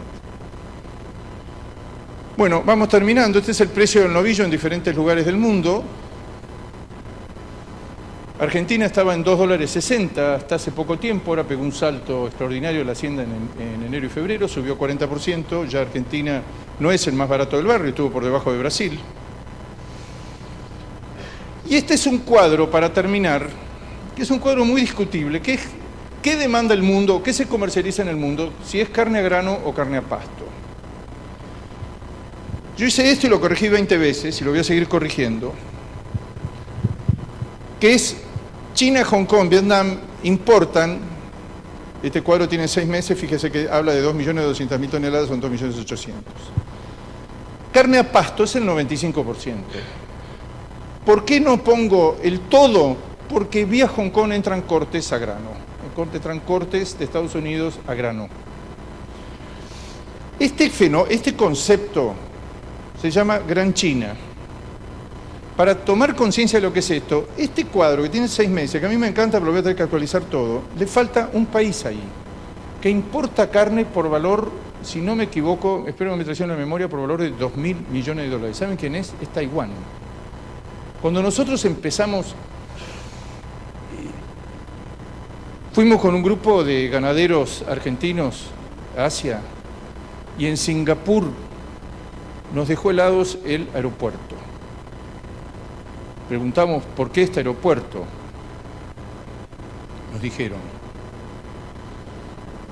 en 5 horas a la redonda de avión viven 3.000 millones de personas. Y había un uruguayo que dijo, uy, 1.000 paisitos. 1.000. No, 3 o 4 o 5, las magnitudes que estamos más o menos 1.000, 3.000 millones de personas en un radio. Entonces, ¿qué pasa con estos mercados de Asia? Que nosotros, por ejemplo, nunca hablamos de Taiwán. Taiwán es un extraordinario importador de carne, es un importador que es interesante la evolución, porque Taiwán compra carne manufactura, pero compra cortes. Es el segundo mejor destino en precio para los cortes uruguayos después de Europa y la Hilton. Para los americanos tienen cuota Hilton. ¿Por qué se llama cuota Hilton? No se llama cuota Artigas ni cuota Pampas, se llama cuota Hilton. El segundo mejor precio detrás de Europa, pisando los talones, es Taiwán. Y lo que estamos viendo todos, viéndolo como una simulación, ¿qué va a pasar el día de mañana con China? Va a pasar lo que ya pasó con los mercados que ya en forma madura reciben carne de Occidente hace 30 o 40 años, que empiezan por carne de determinada calidad y siguen por otra carne y la van mejorando. Estados Unidos, el 100% de lo que importa es carne a pasto, con oportunidades extraordinarias para cortes a pasto, como lo está demostrando Australia.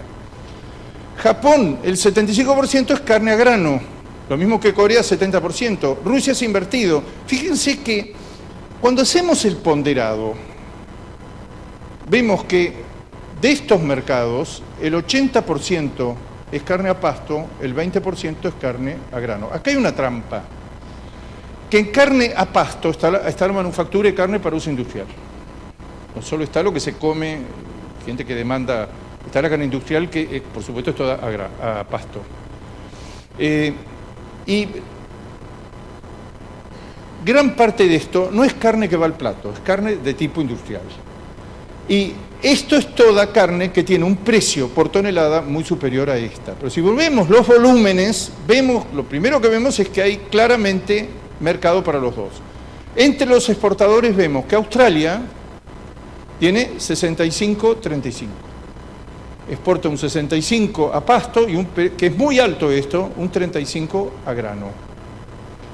La India es 100% a pasto, Brasil es 90% a pasto, Nueva Zelanda 70% a pasto, Uruguay, Paraguay, Argentina 85-90%. Visto del lado de los exportadores, la relación es 88-12. Y con esto termino. Este es un cuadro que muestran los australianos. Ellos tienen acceso a todas partes del mundo, tienen acceso a Japón, tienen cuotas especiales, tienen China, tienen Taiwán, tienen Corea, tienen Estados Unidos, llegan a Sudamérica porque llegan a Chile, llegan a Brasil, uno en Brasil a veces encuentra la picaña de origen australiano. Ellos son el modelo terminado, no tengo restricciones sanitarias, entro a cualquier mercado del mundo, bueno, Ellos tienen demanda, tienen feedlot y tienen carne a pasto. Y cuando uno ve, ellos siguen mucho este cálculo, que da que como porcentaje de las exportaciones, en volumen naturalmente, la carne a grano es el 26-27%, ha tenido una evolución ligeramente creciente, pero se mantiene en ese punto. Yo diría, para resumir, el panorama internacional es muy bueno, todo está concentrado en China, el resto de los mercados acompaña, y yo no descartaría de que si esta presión de China siguiera, como lo están viendo los americanos, en algún momento el faltante en algunos mercados por la succión del mercado chino va a llevar a que tengamos un segundo componente que no solo son estos volúmenes, sino alguna mejora en los valores internacionales de la carne. Bueno, no sé a quién dirigirme. ¿Vos sos el organizador? Bueno, señores, muchas gracias. Si hay alguna pregunta...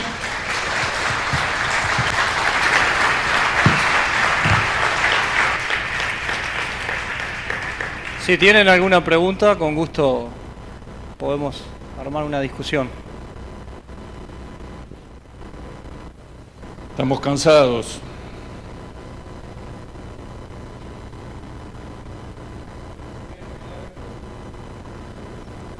Una caja de bife de chorizo del frigorífico San Jacinto. Le va a llegar a su casa. A ver, ¿quién es la primera pregunta? Hola, hola. Cuando se habla el tema de finalización o no finalización de lo que se dice en abril, como que es, ¿por qué se pone el punto en abril, la finalización del problema entre China y Estados Unidos? Porque van a tener una reunión que creo que es en Europa, donde están preparando todos borradores para reunirse. Lo que huele bien es que China ha entendido que le va a tener que dar, a la vista del superávit enorme que tiene en relación a China, China está llegando a la conclusión de que esta pelea con Estados Unidos le va a hacer más daño de lo que ellos pensaban que le iba a hacer. Es un mercado extraordinario para la mayoría de los bienes. Además hay otro tema que no sé si se está siguiendo, que es el mercado de las comunicaciones. China está pegando, así como con la carne está pegando un salto detrás de otro que no podemos imaginar la demanda dónde termina. China tecnológicamente ha pegado un salto en los últimos años que va camino de guardarse el negocio de 5G en el mundo. Y ya estaba, hasta que estalló todo este escándalo, en una negociación muy avanzada con varios de los gobiernos de Europa, con Alemania, con Inglaterra, para instalar algo mejor que el 3 y el 4G. Que según los americanos, si le llegan a dar el manejo de las redes a China, China a partir de ese momento nos espía absolutamente al planeta, es el mecanismo de espionaje más extraordinario. Hasta tal punto los americanos están sensibilizados con esto, que va a ser una herramienta, es decir, no sigamos avanzando, porque el problema es que Huawei está avanzando a una velocidad en tecnología. Los chinos ya están pensando que ya no van a producir más. Yo recuerdo, no hace tantos años, estaba en la facultad, que había un profesor que decía, pero ¿ustedes qué piensan? ¿Producir paraguas como China? China no produce paraguas. China produce tecnología extremadamente sofisticada y los americanos ven que a este ritmo lo va a desbancar. O sea que va a estar en la discusión esto que estoy hablando. China está preocupado con eso porque los americanos han amenazado por las buenas a Europa. Voy a considerar una falta grave si llegan a poner el 5G, no de empresas americanas, sino de Huawei, que estaba muy avanzado además el tema de Huawei en Europa. Entonces, se habla de abril como una cosa muy importante porque el mundo está mirando, piensa que van a llegar a un acuerdo, pero los meses pasan y no llegan. Las noticias de hoy, y siempre son las noticias de hoy porque no tenemos otra más fresca, es que están preparando los dos países muy avanzado un borrador, pero que por primera vez en mucho tiempo los chinos han entendido cuál es la magnitud de lo que se están jugando y le van a hacer, y esta no es la buena noticia, enormes concesiones en materia de compra de productos agropecuarios. Porque fíjate que no hay tantas cosas que Estados Unidos le puede vender a China, fuera de los productos agropecuarios. Así ha cambiado el mapa. Mira, desde el punto de vista de nosotros no sé lo que hay para temer. Lo que se está hablando es de una supercuota de poroto de soja, pero todas son cosas que se hubieran vendido de todas las maneras en el mundo, que hay una demanda, mientras exista la tilapia, el cerdo, el pollo, el engorde, el feedlot, y va a haber una demanda extraordinaria de ese tipo de granos forrajeros. Entonces, si se habla de abril como una cosa muy importante, porque el mundo está mirando, piensa que van a llegar a un acuerdo, pero los meses pasan y no llegan. La noticia de hoy es que O sea que eso se va a colocar, no se coloca acá, con una diferencia de peso se coloca en otro lado.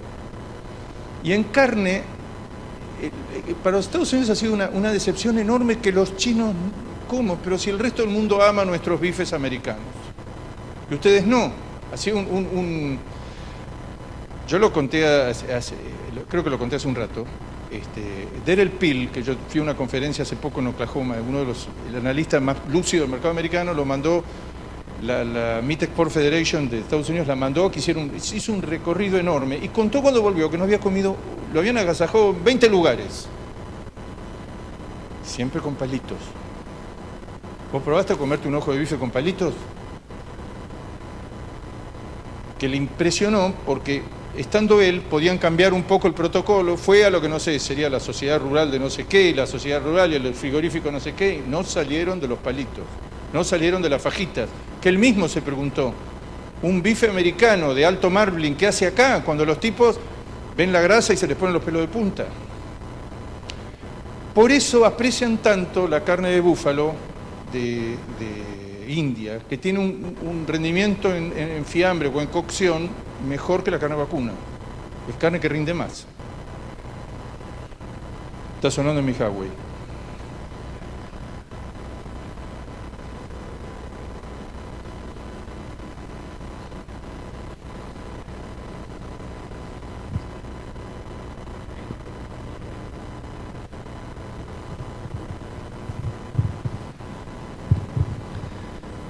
La carne sintética, ¿es algo para preocuparse? ¿Va por canal diferente a lo que es la carne vacuna? ¿En qué plazo puede llegar a ser un problema, si es que lo va a hacer, o no compite con la carne vacuna? No tenés otra pregunta. Mirá,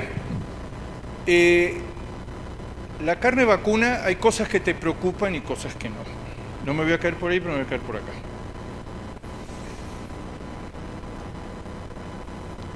Las que preocupan es que hay los dueños de Google, los dueños de Amazon, los tipos que tienen toda la moneda, como se dice hoy, están detrás de eliminar ese hecho maldito que es la vaca y el matadero y la imagen y la contaminación ambiental y los eructos y la flatulencia. No quieren saber más nada con eso, y son tipos que tienen plata y que han puesto 50 palos, 100 palos verdes, 200 palos y están trabajando. Están trabajando dos grupos americanos, uno israelí y otro holandés.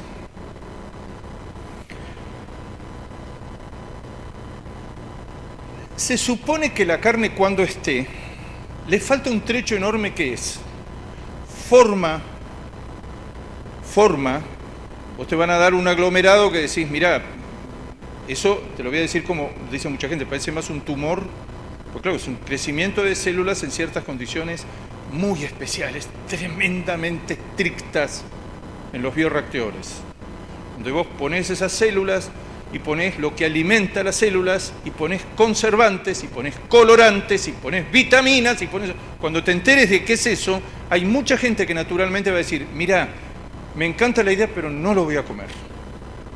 Entonces se calcula que la carne de ese tipo va a tener la demanda que hoy son, que en algunos países es el 7%, en otros países el 6-7%, en otros países el 15%, que son los llamados veganos. La idea que hay, esto es un estudio reciente que han hecho los americanos que están obsesionados con el tema, es que va a convivir con la carne vacuna. En Clay Center, en Nebraska, hace poco, se lo preguntamos a un grupo de profesores que nos dio un día entero de jornada de conferencias, y ellos hicieron la comparación de cuando Estados Unidos le abrió las puertas a los coches japoneses. Cuando dejaron entrar los coches japoneses era el final de esos piróscafos gigantescos de los americanos que consumían nafta, de las camionetas, de las trucks enormes, era el final. Ahora iban a entrar coches más chicos, más racionales. Bueno, lo conversábamos eso mientras íbamos en autopista a una universidad de La Bota, y el profesor nos decía, miren por la ventanilla y miren qué nos está pasando, quién va al lado nuestro. Van las camionetas, esas F-350 americanas o Dodge, que son gigantescas, iban los Honda Fit, y todo iba en la misma, y hay espacio y mercado para todos. La idea es que esta carne sintética le va a costar mucho competir con los cortes de calidad. Que la persona que está dispuesta a pagar 30, 40, 50 dólares, como vale hoy en algún lugar del mundo, un bife de primera, no va a querer ni va a querer sintético. Que hay un público que es el vegano, y si estos productos se llegan a abaratar extraordinariamente, que ese es el drama que van a tener que competir por un buen rato por precio. Según dicen los que entienden más del tema, va a ser extremadamente difícil que esa carne tenga las propiedades, que esa carne, el fake, la carne artificial, tenga las propiedades de la carne. Por ejemplo, no va a tener hierro, y no es un hecho sencillo meterle el hierro a ese engendro que están haciendo. Ahora, el problema es el siguiente. Los 4 que están en este proyecto, al principio hicieron una bulla tremenda y ahora hace meses y meses y meses que hay silencio de radio porque se sabe que la primera hamburguesa costó $450.000 cada mordisco, y que ellos prometen que todo eso se va a ir abaratando, y lo que se supone es que van a tardar mucho tiempo en que eso se abarate. Y el otro tema que están viendo, no solo el favor de la gente, que mucha gente va a seguir comiendo un pedazo de carne como hasta el día de hoy, pedazo de carne tradicional, natural, que va a ser un producto muy artificial. Ahora, una de las cosas, de tantas cosas que ven, primero que va a haber que, ya los americanos le han dicho a la Food and Drug Administration y al gobierno, regulame y primero no permita que se llame carne. Eso parece que lo van a ganar. No permitas que lo llamen carne. Primero, no uses mi nombre. Todos sabemos qué es carne en Estados Unidos, no esa porquería. Ahora, el tema es la posibilidad de contaminación de esa carne, que es un crecimiento en ciertas condiciones que no admite la menor contaminación cruzada, pues se arruina todo el proceso. Esto lo están viendo entre tantas cosas. La segunda es el aspecto. Y la tercera, que contaban el otro día y mostraban, va a haber que declararle al público los 20 agregados que van a tener que tener, porque van a tener conservantes, por esto que te cuento, colorantes porque no tiene color, saborizantes porque no tiene sabor a nada, y sigo así, cuando a vos te den la nómina, decís, mira, este engendro comételo vos. Con un agravante que durante buen tiempo la lógica es que va a competir con las carnes más baratas. Y acá los que están fruncidos no son la carne vacuna, que producimos lomos y bifes o carnes de calidad. Es el pollo y el cerdo. Eso les va a pegar debajo de la línea de flotación, porque yo te quiero recordar que no es que están haciendo carne vacuna artificial. Están haciendo de cerdo, de pollo y de pescado. Y algunas van más rápido que la carne vacuna. Entonces, hoy por hoy no se lo ve como un peligro, hoy por hoy se sabe que su costo es prohibitivo y todo lo que le prometieron a todos estos que pusieron la plata es que lo iban a abaratar, y ahora hay un silencio de radio muy sospechoso que ya duró un año. Se acabaron las conferencias de prensa y todo lo demás, todo eso se acabó.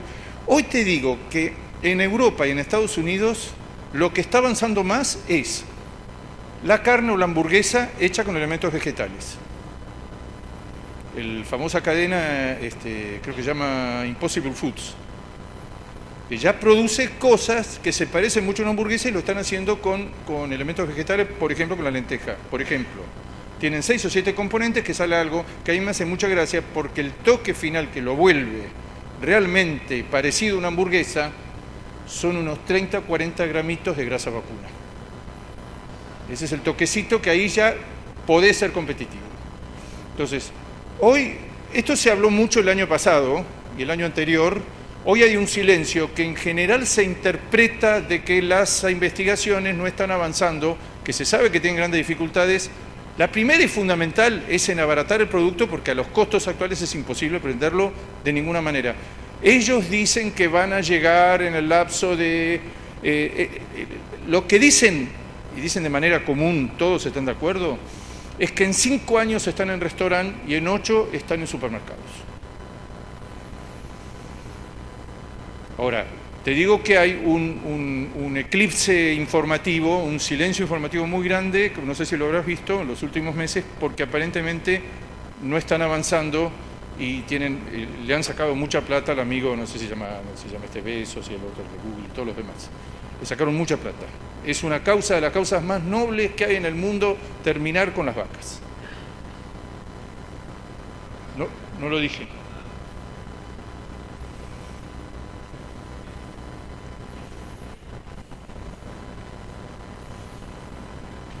Hola, gracias por la charla.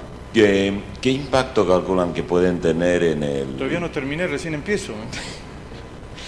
En el mercado de la carne, todo el movimiento que hay con las nuevas generaciones, que cantidad de jóvenes, especialmente en Europa y en Estados Unidos, rechazan comer carne por una cuestión de principios, muchos de ellos desde la infancia, ¿no? ¿No? No. Sí. La experiencia viviendo en Europa es que entre las nuevas generaciones Bueno, no lo aceptan. Yo lo mostré, es que el mercado ya no es Europa. Europa consume en promedio 11 kilos per cápita, nosotros consumimos 50 o 60. Asia consume entre 2 y 4. Y se vaya a 6 o 8, problema de demanda no vamos a tener. Pero hay un piso de demanda en el mundo inamovible y que ahora están apareciendo nuevos demandantes que no se sabe con qué se los va a abastecer. Porque fuera de Brasil, el resto del mundo no tiene resto. Brasil está corriendo su frontera agropecuaria todo el tiempo.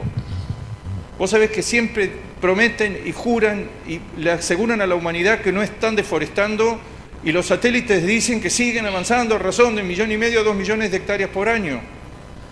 Porque hay una intensificación, pero Brasil tiene cada año... Brasil es impresionante. Cuando crece entre 5 y 7 palos por año. Entonces, esos son. Ahora, estos fenómenos que estás viendo, es verdad. Por eso muchos, por lo menos en la Argentina, pensamos que fuera de estas cuotas que son interesantes, la 481, la Hilton, lo que se puede hoy vender por afuera de eso, que es chiquito a los precios más altos del mundo, Europa no tenemos la menor esperanza. Ya hace rato no tenemos la menor esperanza. Y como un creador de opinión entre las nuevas generaciones de otros países del mundo también desarrollados o que se están desarrollando, como Japón, China, etcétera, calculan que puede tener un impacto. Un impacto enorme. Lo de China es un impacto enorme. El estudio que se ha hecho de seguimiento de los chicos de familias de clase media, que por primera vez cuando tienen, no sé, 6 años, la madre se le ocurrió meterlo en un McDonald's. ¿Qué pasa en la respuesta fisiológica del chico? Después el chico quiere volver a McDonald's, no quiere volver a otro lado, quiere volver a McDonald's. Se empieza por McDonald's. McDonald's en China tiene miles, no es solo McDonald's, tiene miles y miles de bocas. Todo lo que le va mal en Estados Unidos, que se la está comiendo Burger y Five Guys y todas esas cadenas nuevas. Ahora, lo que decís vos es un hecho, pero es Europa. Es Europa. Gracias. Europa, alguien dijo el otro día en una reunión que Europa ya no era un continente, sino un museo. Y nosotros tenemos eso que no tenemos por qué desatenderlo, porque es muy interesante lo que paga. El precio FOB más alto de Estados Unidos es Europa, el más alto de Argentina es Europa, el más alto de Uruguay, de Australia, es Europa. Son cuotas, es poco. Muchachos, consigamos, ahora que se está abriendo el mercado japonés, vamos a ver si Uruguay vende tantos lomos y bifes al precio que venden en Europa. Vamos a ver. Porque las primeras impresiones son que no. Entonces eso se mantiene y se conserva. Y el volumen se hace en otro lado. Durante un tiempo Europa va a ser el precio. Bueno, sí, muchachos. Yo tenía una pregunta. Entonces, vos dirías que la situación o el futuro cercano de la carne es promisorio, de la producción de carne en estas latitudes. Y depende pastorismo. de cada país lo puede aprovechar. Si vos vas a decirle a un australiano, lógico, yo digo en estas latitudes, que dice, mira, el clima situación. En estas latitudes, y si llueve como llovió esta primavera-verano, es muy promisorio. En mi caso, como productor, no sabes las cosas que compenso con una primavera-verano como esta. Pero detrás de esto no sabemos qué viene, porque estamos en un fenómeno de extremos climáticos recurrentes. En Argentina tenemos seca, incendio e inundación. O sea que el temor es el clima, digamos, no el mercado. Mirá, en la Argentina vemos que están todos los parámetros, precios, técnicos, todo para que haya liquidación. ¿Sabes por qué no hay liquidación? Porque tenemos pasto que no sabemos qué hacer. Por eso estamos diciendo, el año que viene va a haber una caída, pero va a ser, si se mantiene este clima, ya lo vimos en este ejercicio. Todo el mundo te dice, faenamos más, pero todo el mundo subestima la mortandad de ganado adulto en el campo. Es otra parte de la faena. Cuando vos medís las grandes cuentas nacionales del stock, está lo que vos faenaste, lo que exportaste en pie y la mortandad. ¿Cuánto muere en el Uruguay del stock adulto? ¿Cuánto muere? ¿Ustedes lo saben? ¿El 2? ¿El 3? ¿El 4? Debe estar entre el 3 y el 4. ¿Vos sacaste esa cifra lo que es? El año que en vez de ser el 3 o el 4 es el 2. Vos esperabas un stock menor y de repente dices, ¿sabés que el stock, qué está pasando ahí atrás? Bueno, el clima acompañó y no tuvimos la mortandad que tuvimos años anteriores. La combinación fatal es cuando los precios no dan y el clima se te pone, como decimos en la Argentina, el viento se te pone al lado de la puerta. Y este niño nos viene tratando bastante bien. Bueno, muy bien, vamos a cerrar por acá. En nombre del frigorífico, de Garmet y del Carmen, le damos las gracias a todos, especialmente a Ignacio por la disposición de siempre. Gracias.